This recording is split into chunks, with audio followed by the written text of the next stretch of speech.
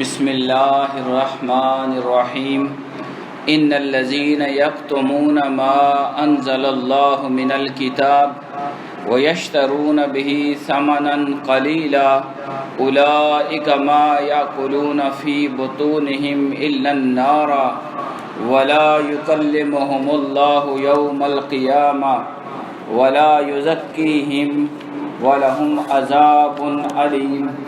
اولئک الذین اشتروا الضلالۃ بالہدی والعذاب بالمغفرہ فما اصبرهم علی النار ذلک بأن اللہ نزل الکتاب بالحق وإن الذین اختلفوا فی الکتاب لفی شقاق بعید۔ صدق اللہ العظیم۔ اللہ رب العزت کی توفیق اور عنایت سے آج ہم سورہ بقرہ کی آیت نمبر 174، 75 اور 76 تک کا مطالعہ کریں گے۔ قرآن مجید کی ان 3 آیات میں اللہ کریم یہود کا تذکرہ کرتا ہے۔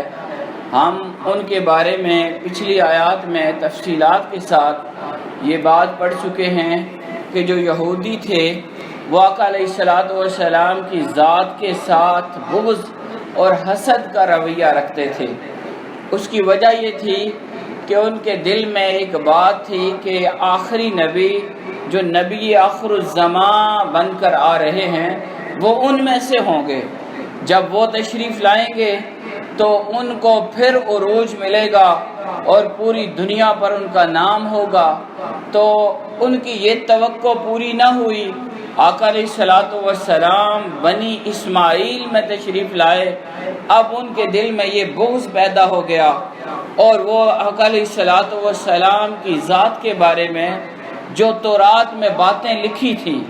اللہ نے جو نشانیاں بیان کی تھیں اور حضور رحمت کائنات صلی اللہ علیہ وسلم کی آمد کا تذکرہ تھا، آپ کی پہچان تھی، آپ کی صفات کا ذکر تھا، وہ سب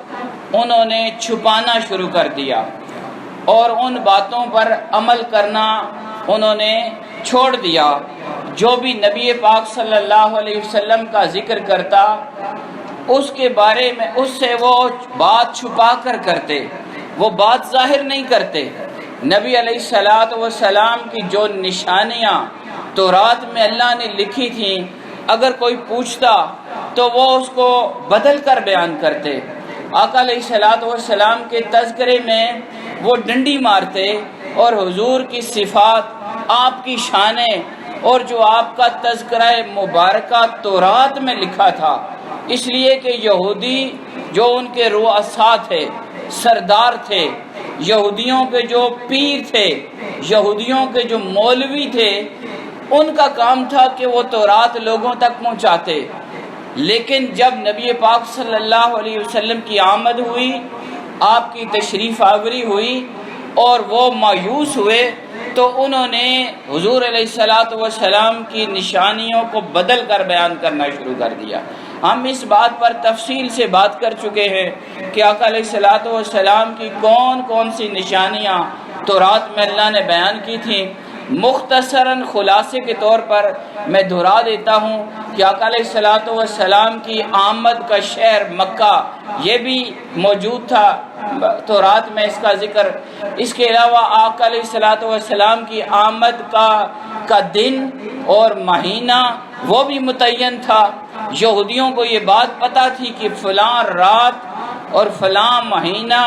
اور چاند کی فلاں وقت پہ وہ نبی آخر الزمان تشریف لائے گا۔ اسی طرح آقا علیہ السلام کی مہر نبوت وہ بھی انہیں نشانی پتہ تھی۔ یہ بھی پتہ تھا کہ وہ صدقہ نہیں کھاتے، تحفہ قبول کرتے ہیں۔ آپ کا شہر ہجرت مدینہ منورہ، اس کا انہیں مکمل طور پر ادراک تھا کہ کھجوروں والے شہر میں وہ ہجرت کریں گے۔ یہ سب باتیں ان کو پتہ تھیں اور نبی آخر الزمان کی جتنی شانیں ہمارے آقا کی ہیں وہ سب جانتے تھے، لیکن انہوں نے جب ان سے پوچھا جاتا یا بیان کرنے کا موقع آتا تو وہ چھپاتے تھے۔ قرآن مجید کی آیت 174 جو آج ہمارا موضوع ہے، اس میں اللہ کریم یہ ارشاد فرماتے ہیں، ان الذین یکتمون، وہ لوگ جو کتاب تورات کی ان آیات کو چھپاتے ہیں۔ ان الذین یکتمون ما انزل اللہ من الکتاب، کتاب میں سے، تورات میں اللہ نے جو کچھ نازل کیا اس کو چھپانے والے، وَيَشْتَرُونَ بِهِ ثَمَنًا قَلِيلًا، اور اس کے بدلے میں حقیر قیمت حاصل کرنے والے۔ قرآن مجید اس میں یہودیوں کا ذکر کرتا ہے۔ ان الذین یکتمون، وہ جو بے شک وہ لوگ جو چھپانے والے ہیں، ما انزل اللہ، جو اللہ نے نازل کیا،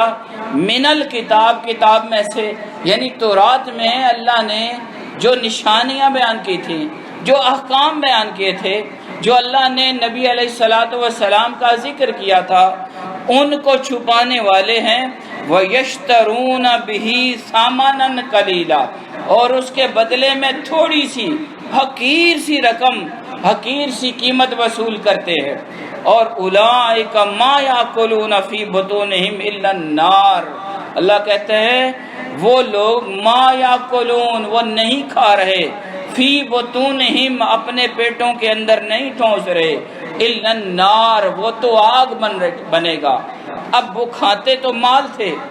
اب لوگوں کے سامنے وہ جب حضور علیہ السلام کی شان کو بدلتے، آپ کی پہچان کو بدلتے، تو اس کے بدلے میں جو بڑے بڑے یہودی تھے وہ ان کو پیسے دیتے تھے، وہ انہیں کہتے تھے کہ یہ تم نے بیان نہیں کرنا، حق نہیں بیان کرنا۔ قرآن جو تورات میں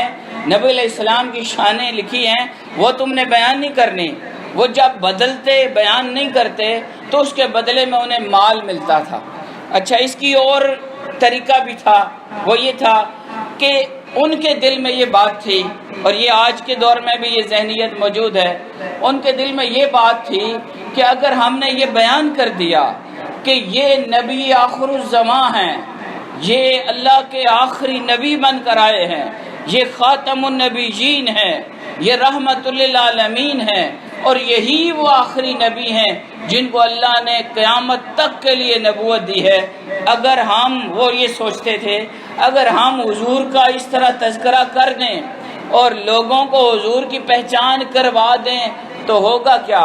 کہ یہ جو روٹیاں ہماری طرف آ رہی ہیں، یہ جو نیازیں ہمیں مل رہی ہیں، یہ جو لوگوں نے ہمیں بڑا سمجھ رکھا ہے، ہماری پیریاں چل رہی ہیں، ہمارا نام چل رہا ہے، لوگ ہمیں بڑا مانتے ہیں، ہمیں مولوی مانتے ہیں، پیر مانتے ہیں، ہمارا سلسلہ چل رہا ہے، تو لوگوں کا دھیان ادھر چل جائے گا،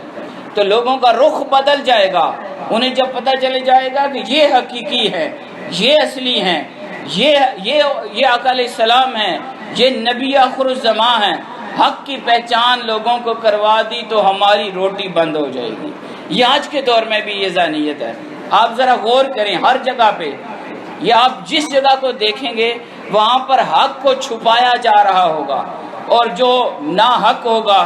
جو غلط بندہ ہوگا، جو اہل نہیں ہوگا، جو راہ حق پر چلنے والا نہیں ہوگا، وہ ہمیشہ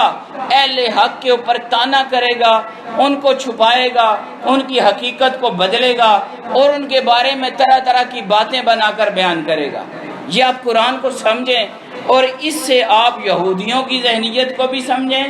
اور آج کے دور کے نادان مسلمانوں کو بھی سمجھیں، تاکہ ہمیں ہدایت ملے۔ قرآن کہتا ہے ان الذین یکتمون ما انزل اللہ من الکتاب، وہ جو تورات کے پڑھنے والے ہیں وہ تو چھپاتے ہیں ما انزل اللہ من الکتاب، جو اللہ نے کتاب میں نازل کیا ہے، وَيَشْتَرُونَ بِهِ ثَمَنًا قَلِيلًا، اور اس کے بدلے میں بڑی حقیر رقم حاصل کرتے ہیں۔ قرآن مجید کی ان الفاظ کو بھی آپ غور کریں۔ جو لالچی بندہ ہوتا ہے، جو مال چاہنے والا ہوتا ہے، جو حق کو نہیں مانتا، حق کو چھپاتا ہے اور خود کو حق بنا کر ظاہر کرتا ہے، قرآن کہتا ہے وہ تو صرف حقیر رقم حاصل کرتا ہے۔ تھوڑا سا بدلہ، اگر اس کو چند روپے مل گئے، چند ہزار بھی مل گئے، یا چند لاکھ بھی مل گئے، تو قرآن کی زبان میں وہ ثمن قلیل ہے، وہ تھوڑی سی رقم ہے، وہ حقیر رقم ہے، وہ بے وقت رقم ہے۔ اس لیے کہ قرآن نے ہمیں ایک بات سمجھائی ہے، کل متاع دنیا قلیل، یہ دنیا کی جتنا بھی مال ہے اس ساری زمین پر، اس دنیا کے اندر جو کچھ بھی ہے، جتنا سونا ہے، جتنی چاندی ہے، جتنا مال ہے، جتنی جائیداد ہے، یہ اللہ کے نزدیک یہ متاع قلیل ہے، تھوڑا سا نفع ہے، تھوڑا سا نفع۔ آپ غور کریں یہ کتنا سا نفع ہے۔ اگر آج میرے پاس سارا مال بھی آ جائے دنیا کا تو میں کتنا عرصہ اس سے نفع حاصل کروں گا، میں کتنا کھا لوں گا، میں اس کو کدھر لے کے جاؤں گا، میری زندگی کتنی ہے۔ اگر آپ غور کریں تو چند سالوں کا معاملہ ہوتا ہے، اگر آپ اس کو گھنٹوں میں تبدیل کریں تو چند سو یا چند ہزار گھنٹے آپ کے پاس وہ مال رہتا ہے، پھر وہ وارثوں کا ہوتا ہے، کوئی لوٹ لیتا ہے، کوئی تقسیم کر دیتا ہے، وہ آپ کا نہیں ہوتا۔ تو قرآن کہتا ہے یہ ساری دنیا، اگر اس کے اندر جو کچھ بھی ہے، دنیا و ما فیہا، یہ متاع قلیل ہے، یہ تھوڑا سا نفع ہے۔ اور اس ساری چیز کو قرآن نے تھوڑا سا نفع کہا۔ ان یہودیوں کی ذہنیت کو آپ سمجھیں کہ وہ جو حضور علیہ السلام کی شانیں چھپاتے، آپ کے بارے میں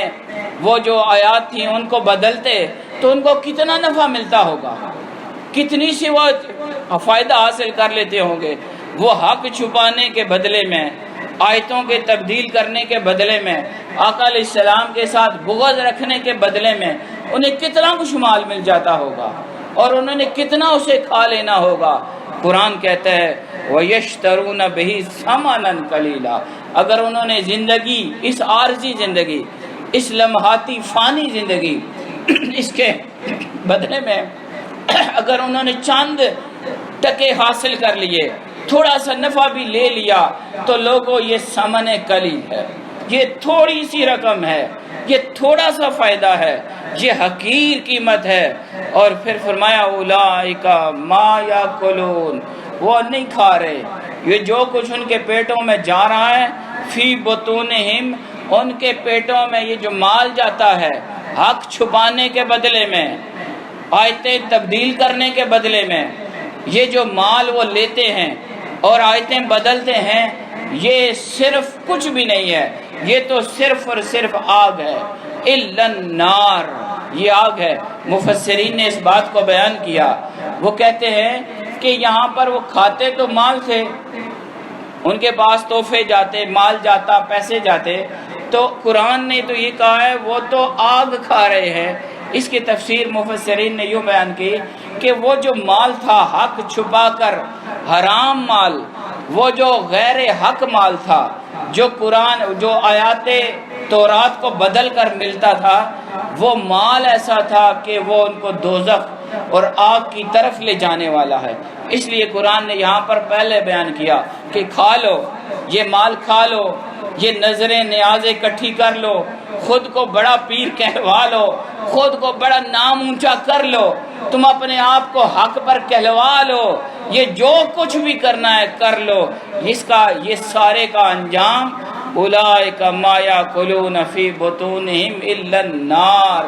یہ تو آگ ہے۔ چند لمحے، چند گھڑیاں، چند دن، چند سال تم نے اس کا نفع لینا ہے، اور پھر یہ تمہارے لیے آگ کا ذریعہ بنے گی، تمہارے لیے جلانے کا ذریعہ بنے گی، اور پھر سزا پر سزا یہ ہوگی وَلَا يُكَلِّمُهُمُ اللَّهُ يَوْمَ الْقِيَامَةِ، اللہ انہیں قیامت والے دن ان سے کلام بھی نہیں کرے گا۔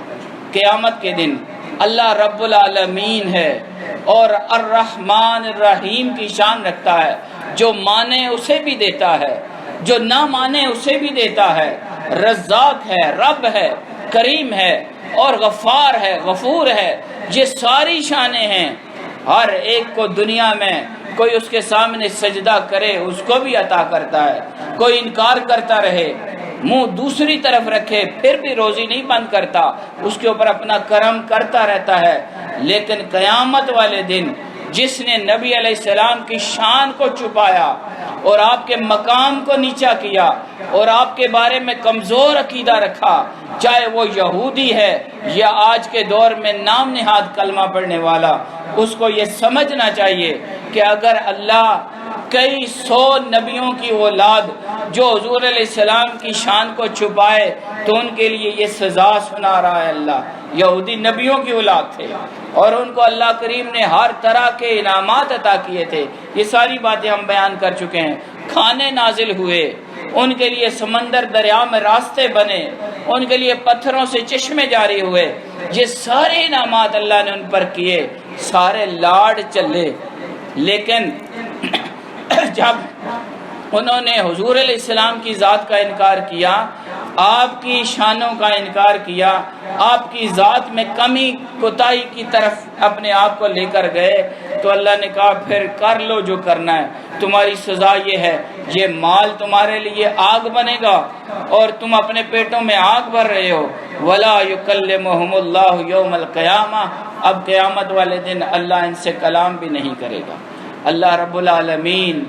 اللہ مہربان، اللہ کریم، اللہ سب کو پیدا کرنے والا، ہر ایک کو پالنے والا، ہر ایک کو رزق دینے والا، لیکن اس دن کی سختی یہ فرمائے گا کہ تم میرے نبی کے دشمن ہو، کوئی کلام تم سے نہیں ہوگا، کوئی بات نہیں ہوگی۔ وَلَا يُزَكِّيهِمْ، اور نہ انہیں پاک کیا جائے گا۔ اب پاک کرنے کی بات جو ہے یہ سمجھیں کہ جو ہم گناہگار مسلمان ہیں، ہمیں اللہ کریم اپنے فضل سے معاف فرمائے، اگر ہم میں سے کوئی دوزخ میں جائے گا تو وہاں پر عذاب کے بعد اسے پاک کر کے جنت میں ڈال دیا جائے گا۔ ہر ایک کی سزا مختلف ہوگی، لیکن جو نبی علیہ السلام کا گستاخ ہوگا، آپ کا دشمن ہوگا، آپ کو نہیں مانے گا اور آپ کی شانوں کا انکار کرنے والا، اللہ فرماتا ہے اس کو میں دوزخ میں ڈالوں گا، کلام بھی نہیں کروں گا۔ وَلَا يُزَكِّيهِمْ، اور نہ دوسرے مسلمانوں کی طرح اسے عذاب دے کر پاک کروں گا، بلکہ وہ عذاب میں رہے گا۔ وَلَهُمْ عَذَابٌ عَلِيمٌ، اور انہیں دردناک عذاب دیا جائے گا، دردناک عذاب ہوگا، شدید عذاب ہوگا۔ قرآن مجید کی آیتیں سنیں، اللہ پاک فرماتے ہیں یہ جو کام انہوں نے کیا ہے، اولئک الذین اشتروا الضلالۃ بالہدی، یہ وہ لوگ ہیں جنہوں نے ہدایت کے بدلے گمراہی خرید لی ہے۔ اگر یہ نبی علیہ السلام کے غلام بنتے، آپ کی ذات سے محبت کرتے، آپ کا احترام کرتے، آپ کا ادب کرتے، آپ کی تعلیمات اپناتے، تو یہ ان کے لیے ہدایت کا ذریعہ تھا، یہ اللہ کے رحمتوں کا ذریعہ تھا، یہ اللہ کی قربتوں کا ذریعہ تھا، اللہ ان پر مزید کرم نوازی فرماتا اور ان کے لیے رحمت کے دروازے کھولتا، لیکن انہوں نے وہ راستہ اختیار نہیں کیا۔ اولئک الذین اشتروا الضلالہ، انہوں نے گمراہی لے لی، انہوں نے گمراہی خرید لی، بالہدا، ہدایت کے بدلے۔ نبی علیہ السلام کی ذات کو ماننا اور آپ کی شانوں کے ساتھ ماننا اور آپ کے مقامات کے ساتھ آپ کو ماننا، آپ کی بلند رتبوں کے ساتھ ماننا، قرآن اس کو ہدایت کہتا ہے۔ اور جو نبی علیہ السلام کی ذات میں کمزوری عقیدہ دکھائے، قرآن کی اس آیت کی روح سے وہ گمراہی کے راستے پر ہے۔ اور قرآن کہتا ہے اولئک الذین اشتروا الضلالۃ بالہدی، انہوں نے ہدایت کے بدلے گمراہی لی، والعذاب بالمغفرہ، اور عذاب کو انہوں نے مغفرت کے بدلے میں لے لیا۔ کیا مطلب؟ اگر یہ میرے نبی کے غلام بنتے، میرے نبی کے کلمہ پڑھنے والے بنتے، ان کے سچے غلام، ادب کرنے والے، آپ کی شانوں کو ماننے والے بنتے، تو اللہ ان پر اپنی مغفرت کے دروازے کھول دیتا، لیکن انہوں نے مغفرت کے دروازے بند کروا کے عذاب کے دروازے کھلا دیے۔ اور حیرانگی کا ایک انداز ہے اور ایک تعجب کا انداز ہے، فما اصبرہم علی النار، اللہ کہتا ہے یہ کتنا زیادہ آگ پر صبر کرنے والے ہیں۔ قرآن کا یہ انداز ذرا سمجھیے، قرآن کہتا ہے فما اصبرہم، یہ کتنا زیادہ اپنے آپ کو انہوں نے روک لیا ہے عذاب پر، فما اصبرہم، کتنا صبر کرنے والے ہیں عذاب پر، علی النار، آگ کو انہوں نے قبول کر لیا۔ ان کا دماغ کام نہیں کر رہا، یہ سوچ نہیں رہے کہ یہ راستہ گمراہی کا راستہ ہے، یہ راستہ دلدل میں لے جانے والا ہے، یہ اللہ کے عذاب کی طرف لے جانے والا ہے۔ یہ ہمیں سمجھنا ہے۔ قرآن مجید کی یہ آیتیں ہمیں یہ ہدایت دیتی ہیں، اور کہا، فرمایا ذالکا، یہ وجہ یہ ہے، یہ انہوں نے عذاب کو قبول کر لیا ہے، گمراہی کو لے لیا ہے، نبی علیہ السلام رحمت للعالمین کی غلامی سے خود کو دور کر دیا ہے. ذالک بأن اللہ نزل الکتاب بالحق، یہ وجہ یہ ہے کہ اللہ نے تو کتاب کو حق کے ساتھ نازل کیا تھا. تورات کو اللہ نے حق کے ساتھ نازل کیا. تورات میں اللہ نے حضور کی نشانیاں بیان کی، اللہ نے حضور علیہ السلام کی صفات بیان کی، آپ کے درجات بیان کیے. قرآن اس کو یوں بیان کرتا ہے ذالک، یہ وجہ یہ ہے بیان اللہ نزل الکتاب بالحق، اللہ نے کتاب کو حق کے ساتھ بھیجا تھا. وَإِنَّ الَّذِينَ اخْتَلَفُوا، اور یہ جو اختلاف کرنے والے ہیں، اور بے شک جنہوں نے کتاب میں اختلاف کیا، ان الذین اختلفوا فی الکتاب، انہوں نے کتاب میں لکھی ہوئی بات تھی، یہ لکھی ہوئی بات تھی کہ نبی آخر الزمان آخری نبی ہے، یہ لکھی ہوئی بات تھی کہ آپ کے پاس مہر نبوت ہے، یہ لکھی ہوئی بات تھی کہ آپ نبیوں کے سردار ہیں. یہ ساری نشانیاں اللہ نے کتاب میں لکھ کر دے دی تھی، لیکن پھر انہوں نے اختلاف کیا، اور یہ جو اختلاف کرنے والے ہیں کتاب میں لفی شقاق بعید، یہ بہت دور جا کے گمراہی میں اور دشمنی میں اور مخالفت کے اندر پڑ گئے ہیں. یہ قرآن مجید کی آیت کو سمجھنے کے لیے آپ کو ایک سینس دینا چاہتا ہوں. اب قرآن یہ بیان فرماتا ہے کہ یہودیوں نے نبی علیہ السلام کی ذات کا انکار کیا، اور نبی علیہ السلام کی ذات جو ہے اس کی ساری شانیں ساری باتیں وہ تورات میں لکھی تھی، وہ ان کی کتاب تھی. اب تورات کی باتوں کا انکار کر دیا حضور علیہ السلام کے ساتھ بغض کی وجہ سے. اب اس کو قرآن کہتا ہے کہ اصل مسئلہ یہ تھا، تورات تو پہلے بھی ان کے پاس تھی، وہ پڑھتے تھے، نشانیاں ساری واضح تھیں، انہوں نے اپنی آنکھوں سے بھی دیکھ لی تھی، نبی علیہ السلام کی ساری شانیں انہوں نے دیکھ بھی لی تھیں، لیکن دل میں ایک بغض پیدا ہو گیا تھا، ایک نفرت آ گئی تھی. انہوں نے اپنے اندر ایک بیماری پال لی تھی کہ ان کے اندر صرف یہ بات تھی یہ سرداری ہمیں ملتی، یہ نبوت ہمیں ملتی، ہم میں سے کوئی بندہ ہوتا اور وڈا اساں جو کوئی ہونا چاہیے نہ سا. یہ آج کے دور میں بھی یہ بیماری ہوتی ہے کہ اساں وچ وڈا ہوئے، وڈا وہ ہوتا ہے جسے اللہ وڈا کرے. عزت اس کی ہے جسے رب دے، وَتُعِزُّ مَن تَشَاءُ وَتُذِلُّ مَن تَشَاءُ، اللہ جسے چاہتا ہے عزت عطا کر دیتا ہے، اللہ جسے چاہتا ہے ذلیل کر دیتا ہے. اللہ نے یہ سب سے بڑی شان، یہ رتبہ یہ ہمارے آقا کے لیے لکھا تھا. اب قرآن کی اس آیت کو دوبارہ دیکھیں، قرآن کہتا ہے ذالکا، یہ جو دشمنی انہوں نے بنا لی تھی، ذالکا یہ جو انہوں نے آیتوں میں تبدیلی کر دی تھی، یہ جو حضور علیہ السلام کی مخالفت میں آ گئے تھے، ذالکا بأن اللہ نزل الکتاب بالحق، اللہ نے حضور کی شان حق کے ساتھ بیان کی، تورات کو بیان کیا، اس میں حضور کا ذکر کیا. وَإِنَّ الَّذِينَ اخْتَلَفُوا، اور یہ جو اختلاف کرنے والے ہیں فی الکتاب، کتاب میں لفی شقاق بعید، یہ ذرا گہری مخالفت میں چلے گئے تھے. ان کے دل میں بس وہ بغض بیٹھ گیا تھا کہ ہم نبیوں کی اولاد، ہم بنی اسرائیل، ہمیں اللہ نے یہ مقامات دیے، من و سلوہ دیا، کرامات دیں، ہمارے لیے معجزات دیے، تو یہ شان بھی آخری ہمارا ہی حق بنتا تھا. لیکن اللہ کہتا ہے ہوتا وہی ہے جو اللہ کو منظور ہوتا ہے. اور قرآن مجید نے ان کے لیے شدید قسم کی وہ سزا بیان کی کہ قیامت والے دن ان سے اللہ کلام نہیں کرے گا اور ان کو دوزخ میں ڈالا جائے گا. تو یہ جو اللہ کا کلام نہ کرنا ہے، اس کے اوپر ایک دو باتیں سنا کے بات ختم کرتا ہوں. اللہ جو ہے وہ مہربان ہے، یہ آپ کو یقین ہونا چاہیے کہ ہم کیسے اعمال کرتے ہیں، ہم کتنی گمراہی میں رہتے ہیں، لیکن اللہ اپنی مہربانی ہمارے اوپر روکتا نہیں، اس کی رحمت ہمارے اوپر رکتی نہیں ہے، رحمت جاری رہتی ہے، کرم نوازی جاری رہتی ہے. اللہ نے کہا یہ شدید ترین سزا ہوگی کہ وہ ترستے رہیں گے، لیکن اللہ ان سے کلام نہیں کرے گا. یہ بدترین انسان کی نشانی ہے کہ اللہ کسی سے کلام ہی نہ کرے. اللہ پاک فرماتا ہے تین قسم کے لوگ، حدیث میں بیان فرمایا گیا ہے، تین قسم کے لوگ ہیں جن سے اللہ قیامت والے دن کلام نہیں کرے گا، ان سے بات نہیں کی جائے گی اور نہ ہی انہیں پاک کیا جائے گا. ان میں سے ایک زانی بوڑھا، بوڑھا ہو گیا ہے، عمر رسیدہ ہے، لیکن اس گناہ سے باز نہیں آ رہا۔ دوسرا جھوٹا بادشاہ ہے لیکن وہ سچ پر قائم نہیں ہے،